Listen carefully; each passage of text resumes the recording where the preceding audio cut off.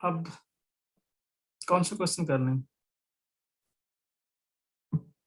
या यही इनके फार्मूले याद कर लेना, क्या कहते हो? अच्छा, जी, ये दो नए क्वेश्चन खड़े हैं, इनके बारे में बात कर रहे हैं तो ज्यादा बेस्ट है। अच्छा, आपको पता है कि अगर आपको 2 की पावर x होता था, उसका डेरिवेटिव क्या लेते थे? किसी को याद है? 2 की पावर x 2 की पावर x, यही डेरिवेटिव आता था इसका? जी x2 नहीं, ये नहीं था। याद आता करने था की, x पावर लगेगा। एक्सपोनेंशियल फंक्शन का डेरिवेटिव एक्सपोनेंशियल आता है, साथ में लॉन आता है 2। जी e की पावर x का भी यही केस होता है कि e की पावर x तो सेम आ जाता है, लेकिन साथ में ln e आता है, तो ln e 1 होता है, इसीलिए एक्सपोनेंशियल सिंबल आ जाता है। अगर दूसरे एक्सपोनेंशियल फंक्शन हो विदाउट e, तो उसमें ln साथ में लगाया जाता है। लेकिन डेरिवेटिव में अगर ln दिया जाता है तो मल्टीप्लाई में क्या करेंगे?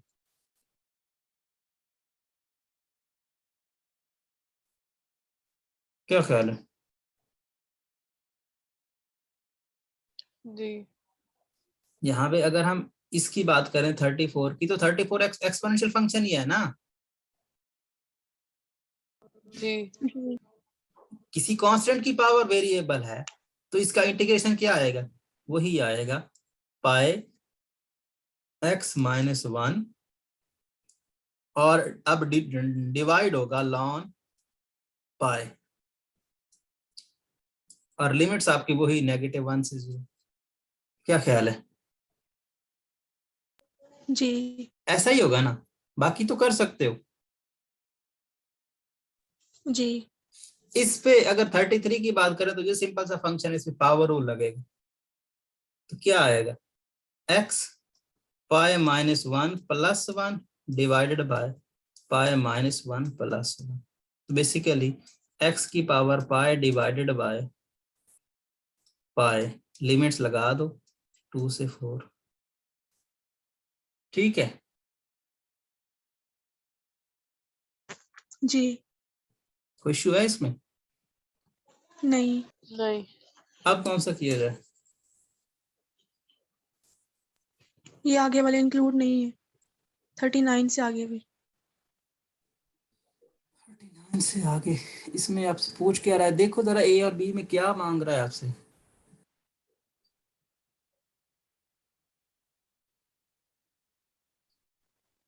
Find the ये derivatives by evaluating the integral and differentiating the result, और B है by differentiating the integral directly। क्या मतलब? एक वो थ्योरम पहले यूज करके, ठीक है ना, और एक आप डेरिवेटिव इंटीग्रल लेके फिर आप डेरिवेटिव उसका लो, दोनों मेथड से। याद है, ये भूल गए हो जो हमने अभी मेथड पढ़ा था, जिसको हमने फर्स्ट जी फंडामेंटल थ्योरम कहा था? जी जी एक तो वो मेथड, और एक पहले इंटीग्रेट करके फिर उसका डिफरेंशिएशन करना है। अच्छा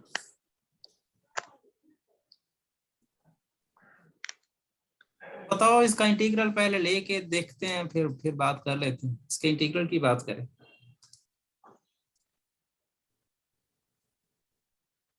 इसका साइन इंटीग्रल क्या आएगा?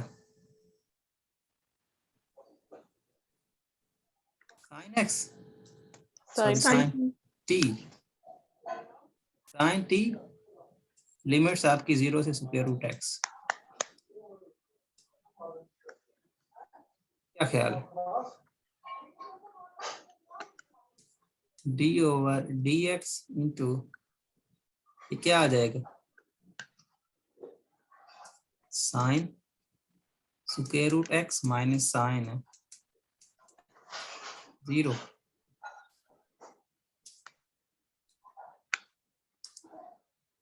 क्या कहते हैं? जी जी तो क्या आएगा? D over d x sine square root x. इसका डेरिवेटिव किसी को आता है?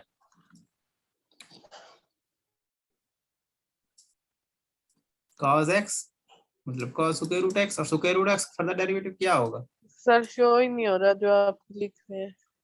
सर ये नजर ही नहीं आ रहा, आप किधर लिख रहे हैं? जी शो ही नहीं हो रहा हमें। बताए तो सही, मैं व्हाइट बोर्ड में लिख रहा हूँ, मैंने शेयर ही नहीं की। ये लिखा है मैंने सारा, अब नजर आ रहा है? जी जी ये पहले इसको देख लें कि मैंने कैसे क्या क्या लिखा है। जी समझ आ गई है। ठीक है,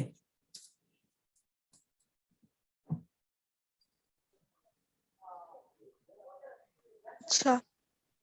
ये हम कौन सा क्वेश्चन कर रहे हैं? 39।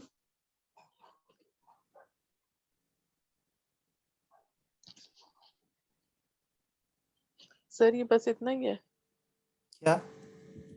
इतना ही है बस? अगला पार्ट? नहीं, अभी डेरिवेटिव इसका लेंगे, अब अगला पार्ट बी पार्ट भी तो करना है ना। जी फर्स्ट पार्ट इतना ही है? फर्स्ट नहीं, पार्ट इतना ही, इसका डेरिवेटिव ले लो, फर्स्ट पार्ट इतना ही। अच्छा ठीक है। सर डेरिवेटिव इतना क्या है? नहीं। इसका फर्दर डेरिवेटिव अभी लिखना है ना। स्क्वायर रूट एक्स का फर्दर डेरिवेटिव क्या आएगा? 1/2 स्क्वायर रूट एक्स। ये आपका ये पार्ट है। जी अच्छा ठीक है, अब यहाँ पे अगर हम बात करें तो इसका बी पार्ट जो है, बी पार्ट में हमने क्या कहा था? बी पार्ट में हमने कहा था कि हम कुछ नहीं करेंगे, फंक्शन में छेड़खानी नहीं करेंगे, जो यहाँ पे होगा वो ही यहाँ रिप्लेस कर देंगे और कुछ नहीं करेंगे। लेकिन एक चीज थी, वहां x था तो फर्दर डेरिवेटिव x का नहीं लिखा होता था, x का 1 आता था ना, तो हमने सिर्फ फंक्शन लिखा था। जी अब यहाँ पे सिर्फ काम तो ये करना होगा आपको कि अगर हम बात करेंगे इसी के डेरिवेटिव की डायरेक्ट 0 से square root x cos t dt की, तो इस केस में हम कुछ नहीं करेंगे, हम just cos square root x लिख देंगे। अगर x होगा तो कोई नहीं छेड़ेंगे, मतलब cos x का डेरिवेटिव तो 1 होगा, अगर फंक्शन कोई x के अलावा होगा तो फिर उसका फर्दर डेरिवेटिव भी लिखेंगे। बता रही समझ में? जी तो वही cos square root x by 2 square root x, दोनों केसेस में सेम नहीं आंसर आया? जी इंटीग्रेट करके फिर डिफरेंशिएट करके तब निकालो, या फिर डायरेक्ट निकालो, दोनों केसेस में आंसर सेम आता है। जी समझ में आई है नहीं ये बात? जी अगर आप यहाँ पे x होगा तो फिर सिर्फ फंक्शन में उसको लिख दो, कुछ नहीं करना। अगर फंक्शन के अलावा x के अलावा कोई टर्म है मतलब, तो फिर उसका डेरिवेटिव फर्दर साथ में लगाना है।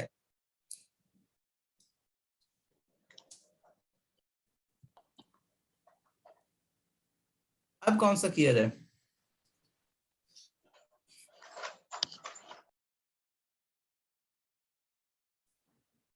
अगर हम यही 40 की बात कर लें, क्या आ जाएगा?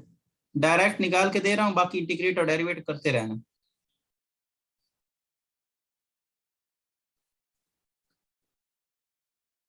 सेम आ जाएगा? क्या ख्याल है?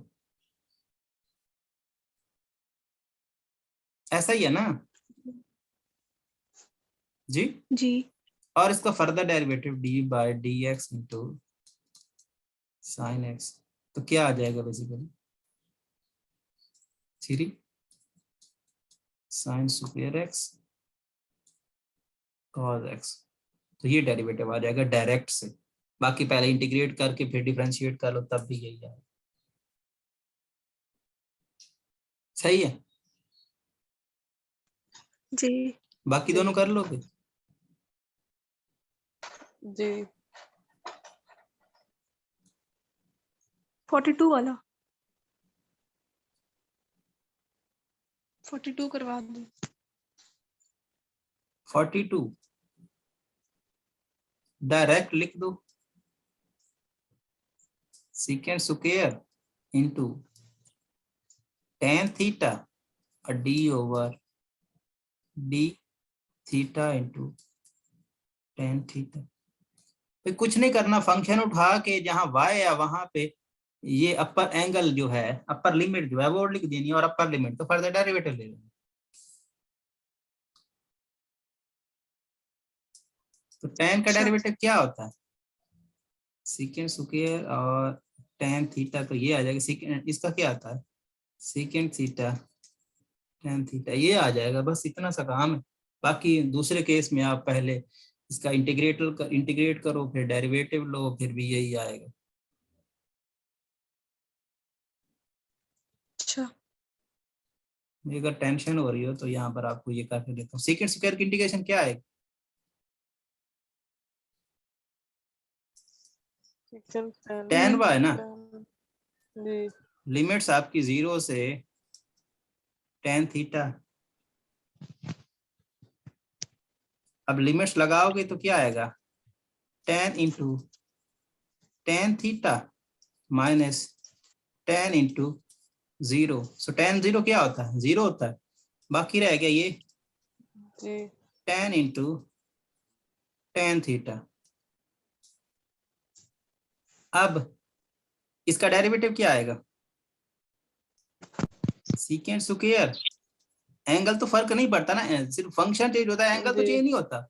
अब tan एंगल का फर्दर डेरिवेटिव tan क्या होता है second square second theta. Square क्या पहले यही हमने निकाला है? ये गड़बड़ है।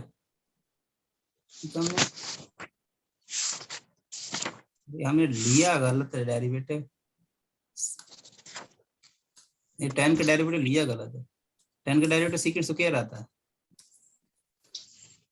बाकी आंसर तो सेम है। tan का फर्दर डेरिवेटिव था ना, तो वो सेकंड स्क्वायर थीटा। तो यही आंसर दोनों साइड पे नहीं निकाला हमने। जी बता रही समझ में कि नहीं आ रही?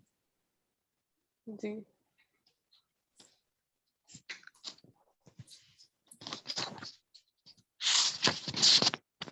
ये हमने कौन से कॉपी किए हुए थे?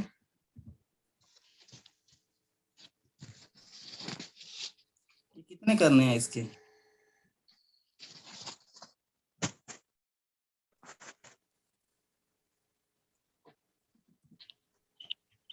अब इनमें से कौन सा किया है?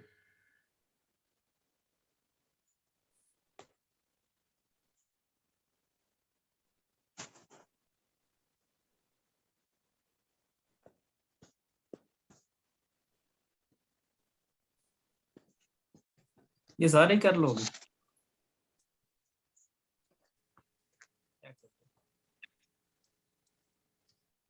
44।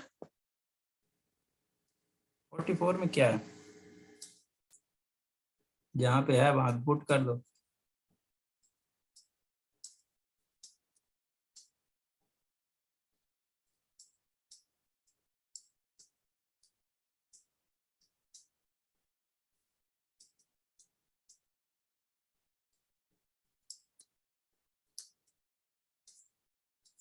इसका फर्दर डेरिवेटिव क्या आएगा?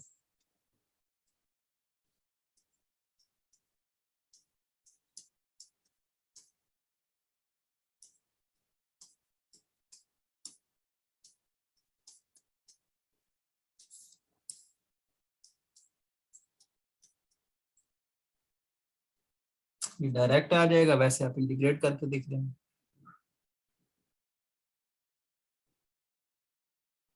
क्या ख्याल है? ठीक है। जी अब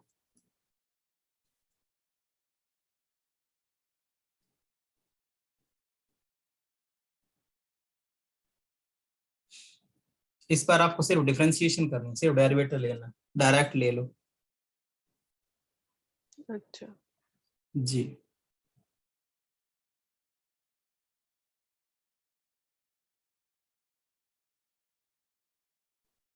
कौन सा किया जाए? 48।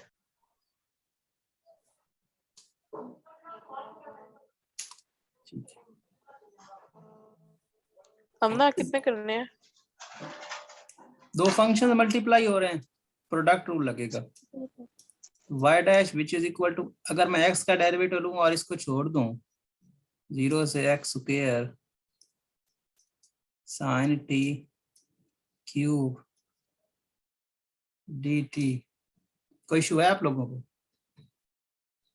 अब प्लस x को छोड़ दूं और इसका डेरिवेटिव ले लूं d बाई डी x, तो क्या आएगा? इंटीग्रल 2 से x square sin t cube dt। इसकी इंटीग्रेशन क्या आएगी? ये यहीं तक क्यों हुआ है? चलो, अगर आप सॉल्यूशन में देखो तो ये इसकी इंटीग्रेशन ली हुई है या नहीं ली हुई है? मुझे नहीं लगता कि इसकी इंटीग्रेशन ली होगी। आंसर बता दूं? नहीं, हाँ आंसर बता दो। 2x square sin x6 plus integration की limit x square 2 sin t3 मतलब ये तो dt। सेम है ना, मैं ये बात कर रहा हूँ, ये तो सेम दिया हुआ है, इसने इंटीग्रेशन इसकी नहीं ली होगी, मैं ये बात कर रहा हूँ, सेम छोड़ा हुआ है ना। जी जी अब इसको इसकी बात करें तो ये आपको आपको पता है इसका क्या आएगा, x, और ये आ जाएगा साइन, ये आपका t क्यूब है तो ये बेसिकली x स्क्वायर क्यूब और d by d x into x square, यही केस यूज होगा ना। जी तो ये क्या बन जाएगा बेसिकली, उसने क्या लिखा हुआ है 2x स्क्वायर साइन x की पावर 6 और साथ में ये इंटीग्रल, यही लिखा हुआ है या कुछ और है? जी जी यही है। ठीक है फिर। अब ये जो क्या पूछ रहे, कुछ 2x पूछना है? स्क्वायर sin x, ठीक है, और नहीं समझ में आ रही क्या कहना चाह रहे हैं? आप इसका आंसर सही से लिख के देंगे। तो ये इंटीग्रेशन 0 से x square sine t cube dt plus this, जी ठीक। ये सेम है और जी ये लिखा हुआ है।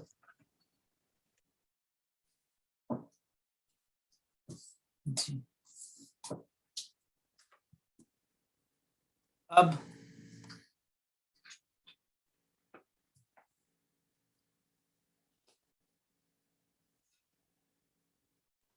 फिफ्टी।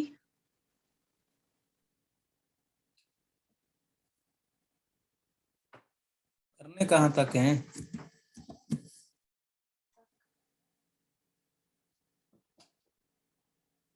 क्या ख्याल है कहाँ तक करने हैं?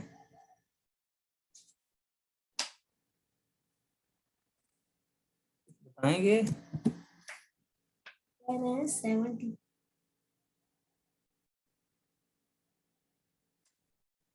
इधर ही हैं या चले गए हैं? जी सर। चले गए, चल तो बात ही कब चुके। अच्छा देखें, ये हमारा 50 की अगर हम बात करें तो ये क्यूब है। सबसे पहले अगर हम बात करें तो होल का क्यूब है, जरा समझ में आ रही है बात? अगर हम y डैश की बात करेंगे तो पावर रूल लगेगा सबसे पहले, क्योंकि इंटीग्रेशन के ही ऊपर क्यूब है, होल के ऊपर क्यूब है। जी और ये आ जाएगा बेसिकली कितना, इंटीग्रल 0 से x t cube plus 1 power 10 dt, इसकी पावर 3 - 1 जो कि 2 बनेगी, ऐसा ही है। फिर जी फर्दर डेरिवेटिव d/d x 0 से x और यहाँ पर t cube plus 1 power 10 dt। अब उसमें जो फंडामेंटल थ्योरम है आप लगा दो तो क्या बन जाएगा 3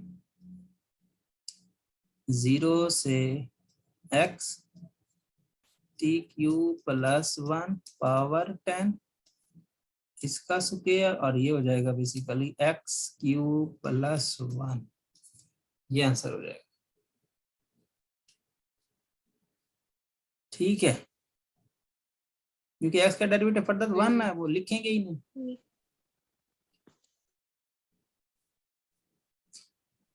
51 भी। हम ना ये इतने आसान है, खुद कर लेंगे ना, देखो ना फिर टाइम वेस्ट नहीं हो रहा है। सारे करेंगे तो फिर इस तरह तो नहीं होगा ना, खुद भी करने हैं अभी।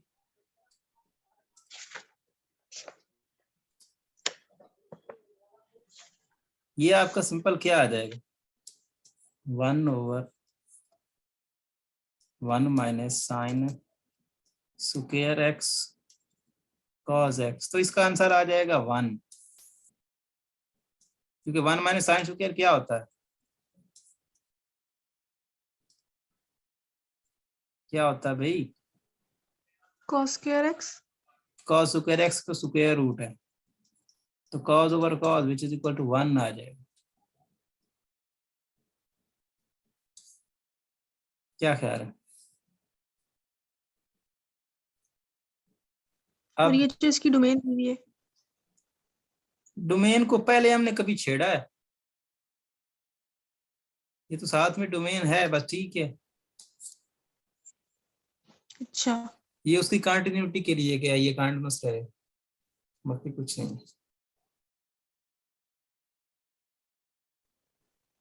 ठीक है। कर लोगे सारे? करने कितने हैं इसके पूरे इसके कितने रह गए हैं? 64 तक ही है बस। 64 क्या बनेगा यार?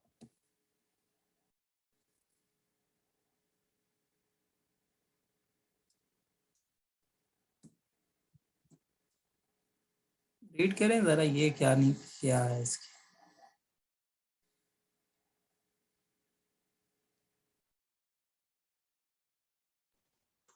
Find the total area between the region and the x-axis. तो टोटल एरिया फाइंड करना है ना, तो इंटीग्रेशन -3 से -x स्क्वायर -2x dx। क्या ख्याल है, ऐसा ही? जी। तो इंटीग्रेशन आती है,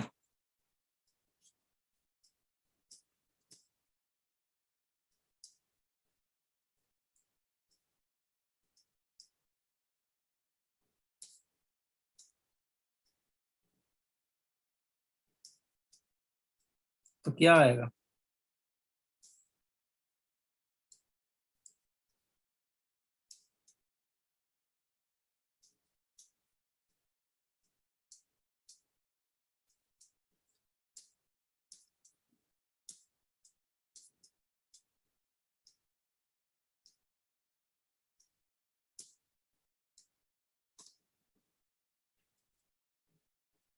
कितना बनेगा ये ना, -1/3 cube minus into minus cube -2 into -2 को नहीं 1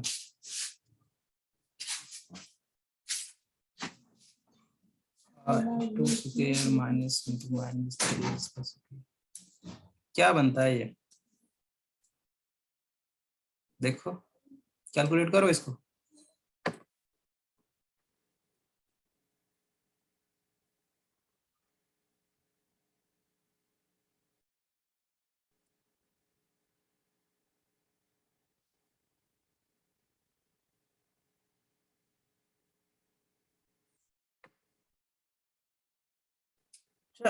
यहाँ पर और चीज भी है, हमें एरिया कैलकुलेट करना है। नेगेटिव और पॉजिटिव वाला किस्सा भी तो हम देखेंगे, हमें टोटल एरिया कैलकुलेट करना है, नेगेटिव और पॉजिटिव वाला किस्सा हमें छोड़ना पड़ेगा। क्या ख्याल है? बात आ रही समझ में? नहीं जी आ रही? नेगेटिव वाला पॉजिटिव वाला जो केस हम देखते हैं उसको हमें यहाँ पे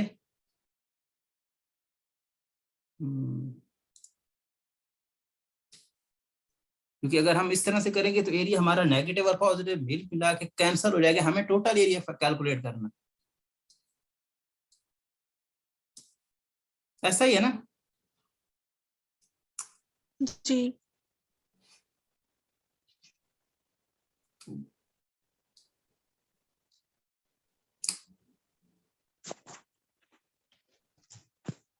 ये तो इंटीग्रल निकलेगा।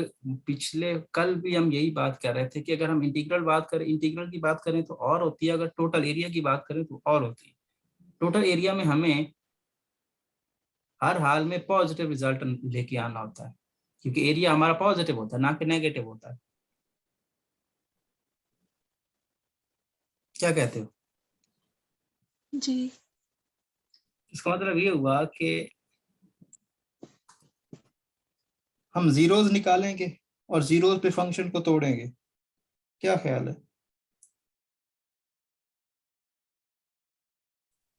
जी अच्छा, इसका ग्राफ का आइडिया है किसी को, किस तरह से बनेगा? Negative x square.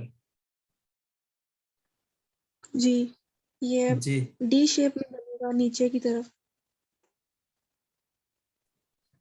मैं तो कहता हूँ यू शेप बनेगा। जी मतलब डी मुझे ये कंफर्म करके दो, ऐसे बनेगा ऐसे बनेगा, मैं सिर्फ ये पूछ। ये ऊपर वाला यू शेप बनेगी। सर तो इस नेगेटिव है ना, हाँ तो नीचे वाली बनेगी। नहीं वो नीचे वाला तब बना, होगी जब वाई। हम ना ठीक कह रही। अच्छा हाँ।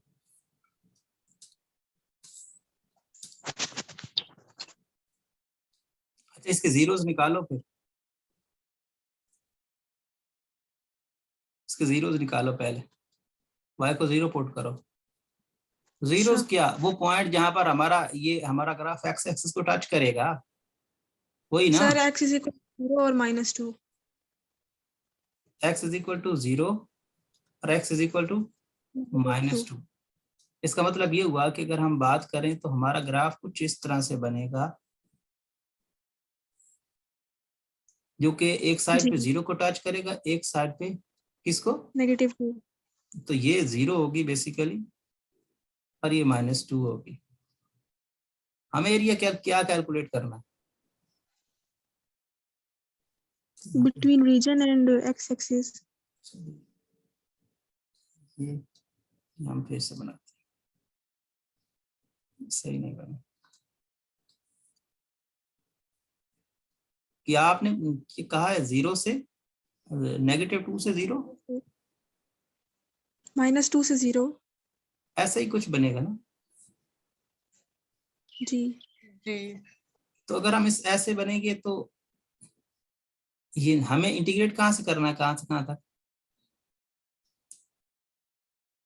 -3 से 2। -3 से 2 तक। पॉइंट जो हमने निकाले हैं ये सही है ना, गलत तो नहीं है? जी ठीक है। तो इसका मतलब ये हुआ कि -2 से 0 तक का केस जो होगा, -2 से 0 तक का केस होगा, इसमें हमारा एरिया वैसे ही पॉजिटिव निकलेगा। जी ऐसा ही है ना? इसमें हमारा एरिया वैसे ही पॉजिटिव निकलेगा। और अगर हम बात करेंगे हमें कहां से कहां तक निकालना है, -3 से -3 यहाँ पे होगा ना, तो इसका जो एरिया निकलेगा ये वाला, ये हमारा नेगेटिव एरिया निकलेगा। कल भी हमने बात की थी कि जो हमारा बिलो द एक्स एक्सिस होगा वो एरिया नेगेटिव होगा। जी और उसके बाद हमें 0 से आगे कहां तक जाना है? 2 2 तक। तक। तो 2 तक ये एरिया भी हमारा नेगेटिव होगा। बता रही समझ में? अच्छा तो अगर हम ये अपने क्यों फंक्शन, नेगेटिव है? भाई ये भी तो बिलो द एक्स एक्सिस है, अच्छा जी ऐसा ही है ना, ये भी बिलो द एक्स एक्सिस। हाँ, अबव एक्स एक्सिस होगा तो पॉजिटिव एरिया होगा, नेगेटिव बिलो एक्स एक्सिस होगा नेगेटिव होगा। अच्छा तो अब अगर हम अपने फंक्शन की तरफ, फंक्शन लिखवाओ जरा, इंटीग्रेशन में कहाँ से कहाँ तक करनी है। फंक्शन लिखवाऊं? हाँ, इंटीग्रेशन जो हमने करनी कहाँ से कहाँ तक, -3 से 2 तक। 2 तक इंटीग्रेशन हमको करनी है। और फंक्शन क्या है, -x² - 2x। -2x dx। तो हम इसको इन पॉइंट्स पे तोड़ेंगे जहां पर हमारा ये इशू है, -3 से -2, फिर -2 से 0, और फिर 2 से 2, 0 से 2। तो ये हमारा एरिया आएगा किसके, -3 से -2, नेगेटिव का एरिया। नेगेटिव लगाएंगे ना, एरिया वैसे नेगेटिव आने वाला है, नेगेटिव लगाएंगे तो पॉजिटिव हो जाएगा। क्या कहते हो? जी और यही फंक्शन, यही -x स्क्वायर -2x dx, आगे वाला एरिया हमारा वैसे पॉजिटिव है, -2 से 0 वाला, वही -x स्क्वायर -2x dx। अब फिर वाला आगे वाला फिर नेगेटिव है, तो नेगेटिव मल्टीप्लाई करेंगे तो पॉजिटिव हो जाएगा। क्या ख्याल है? जी अब इस एरिया को निकाल के ऐड कर लेना तो आंसर आ जाएगा।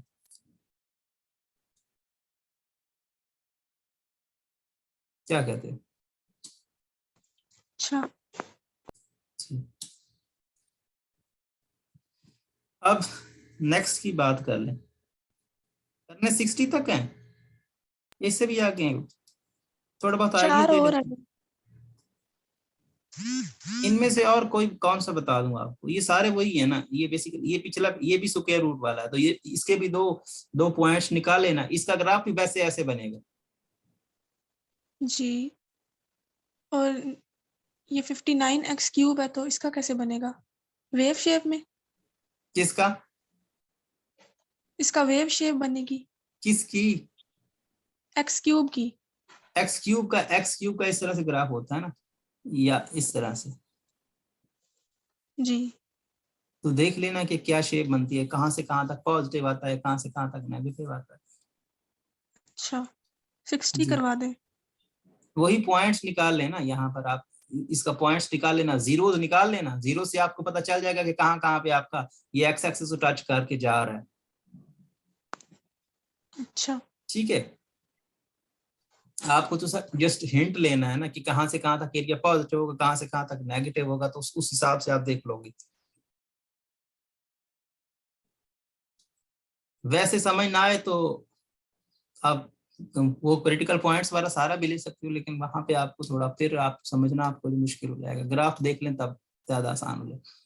इसकी बात करें 60 की, जी तो इसका भी ग्राफ से बगैर आपको नहीं पता चलेगा कि आपको क्या करना है। इसका ग्राफ पहले देखो और फिर पता चलेगा कि कहाँ से कहाँ तक आपको लेना है, नेगेटिव और पॉजिटिव। पहले जीरो जीरोस निकाले। जीरोस निकाल लें इसकी,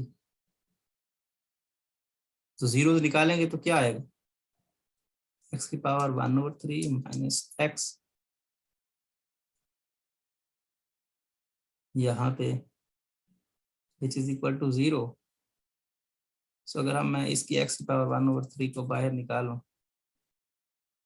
तो 1 - x³ 2/3 which is equal to 0।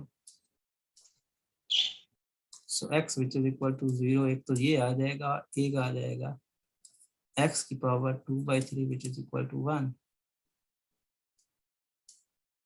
so x which is equal to basically 1।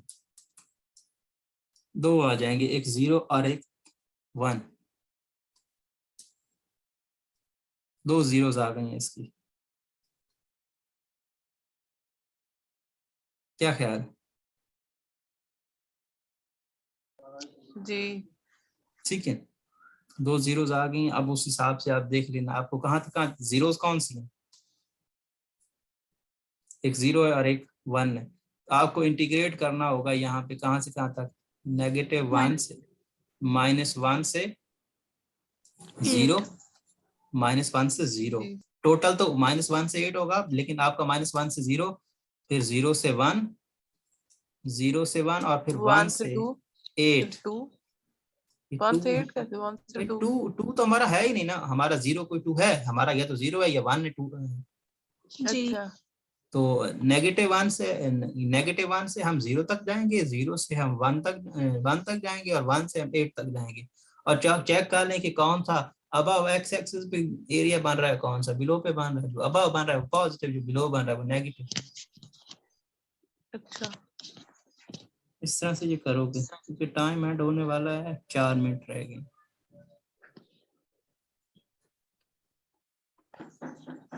तो ग्राफ वाले आगे क्वेश्चन भी हैं 61 और 62, मेरे पास तो ग्राफ वाले क्वेश्चन हैं।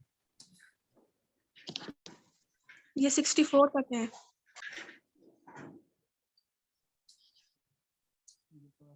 क्या बताऊं,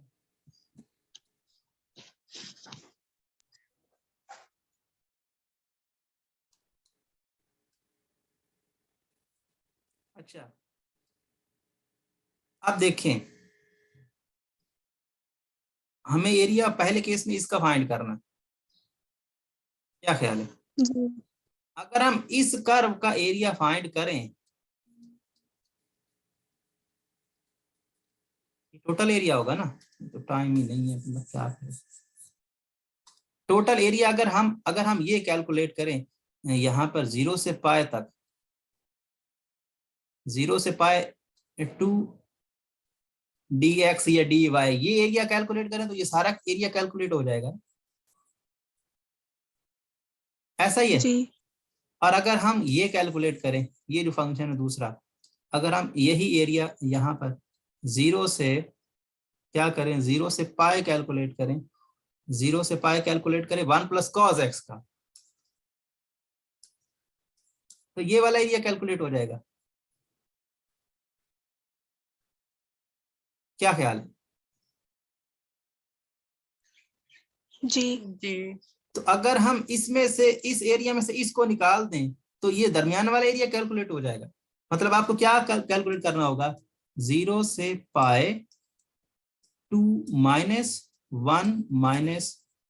- cos x dx, ये एरिया कैलकुलेट करोगे तो ये एरिया कैलकुलेट हो जाएगा। जी बात समझ में आई कि नहीं आई? आगे बाकी जो बाकी तो कैलकुलेशन आसान है ना, ये आपका 1 - cos x की इंटीग्रेशन लेनी है, अब आपके लिए मुश्किल तो नहीं है।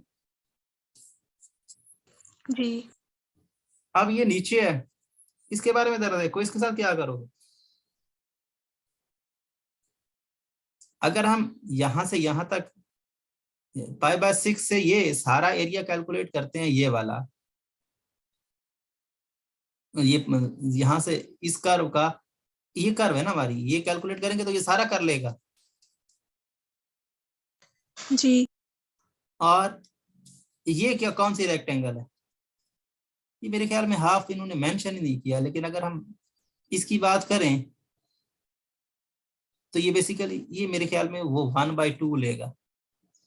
ये 1/2 बेसिकली ऐसा समझ सकते, इसको ऐसे कर लेना कि ये साइन का एरिया हम कैलकुलेट करेंगे ना, π/6 से 5π/6, तो ये सारा एरिया कैलकुलेट हो जाएगा। और इसमें से हम माइनस कर देंगे, कौन सा एरिया हम माइनस कर देंगे, यहाँ पर कौन सा, ये आप 1/2 ले लो, मेरे ख्याल में ये 1/2 होगा, सोल्यूशन में देख लेना 1/2, क्योंकि ये 1 ये यार, ये इसका बेसिकली हाफ ही है, अराउंड अबाउट हाफ ही है, ये हाफ ही बनता है ना, ये हाफ ही होगा।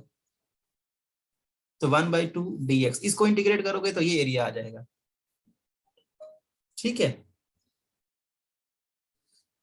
बात समझ में आ रही है कि नहीं आ रही है भाई? जी सर आ रही है समझ। बाकी दो फंक्शन कौन से हैं? नहीं पता, 1 मिनट रह गया, वो खुद ही कर लेना, अगर ना हुए तो फिर मैं कल बता दूंगा। ठीक है। ठीक है।